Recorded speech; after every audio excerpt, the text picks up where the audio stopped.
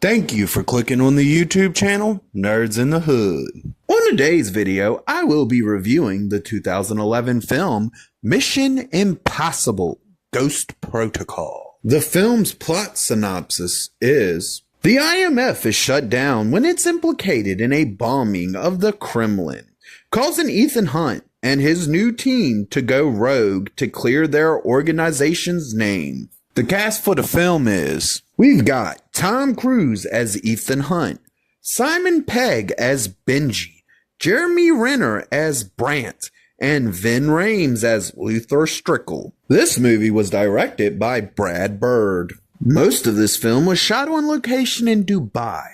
They also used other places around the world as well.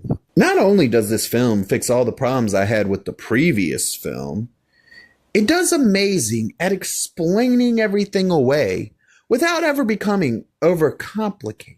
This film, unlike the previous film, likes to start out the fucking gate as a full-blown action spy film, and it never really slows down at all. We get a remix of the opening theme song again. It's good. The original's still better. The rest of the soundtrack is actually pretty decent, though. We get really cool spy gear yet again in this film, but unlike the previous film, it's not overcomplicated for no reason at all. Unlike the previous film, which fell flat with its here's your impossible moments, this movie has multiple of those moments and executes them beautifully. The only real complaint I have about this film, and realistically it's going to be a complaint that I'm going to have with pretty much every film going forward, is that they tend to reuse things from the previous movies when they could have just been a little bit more original with their idea.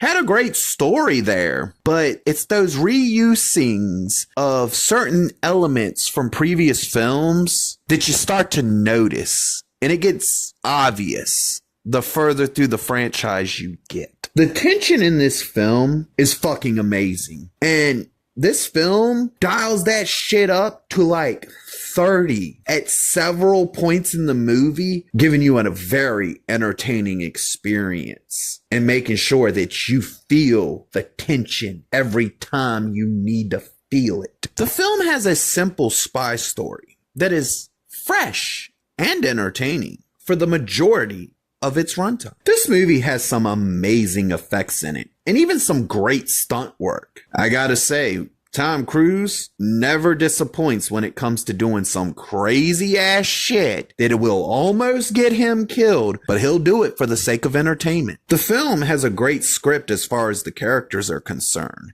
and they feel real. We get some amazing acting from the entire cast of this film. I love how this franchise handles its villains. They're not misunderstood characters that you might understand if you know the story. Nah, they're not people you're going to eventually feel sympathetic because of some stupid backstory reasoning.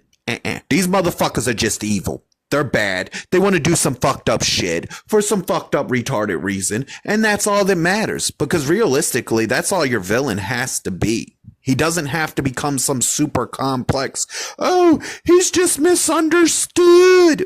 No, fuck that shit. Just give me bad villains, and that's what this franchise does. And yet again, this movie delivers on that aspect of making sure the villain is just the fucking villain. This movie has a great heart-to-heart moment in it, and a lot of amazing drama moments in it. I find it amusing that you always hear about these movies, and when they come out, it's like it has a hold my beer moment for another movie because it wants to one-up it in some way. You want to know what's funny about that? This movie does it to itself. Like, it'll have one moment and you'll watch that and you'll be like, there's no way they're going to fucking top that. And then the movie goes, here, hold my beer, and pops, and then does it again. And it does this thing several times and executes it amazingly. This movie has some amazing hand-to-hand fights that are extremely well choreographed to the point where it feels like a legitimate fight and it doesn't feel too staged, but at the same time it's executed so amazingly that you're drawn into the whole damn thing to where you're watching every moment,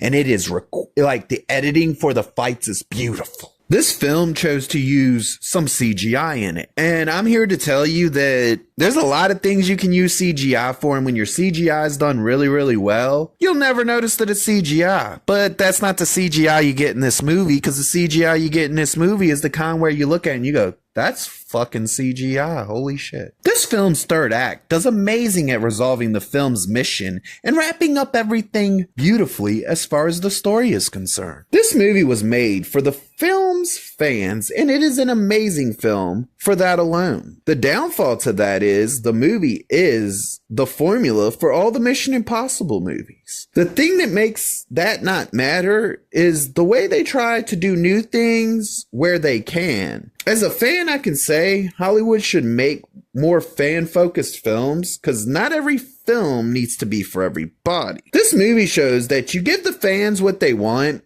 they will turn up and support it. Don't do this, and you end up like the comic book movies are nowadays. A dying genre. This film receives the rating of, I'm actually entertained.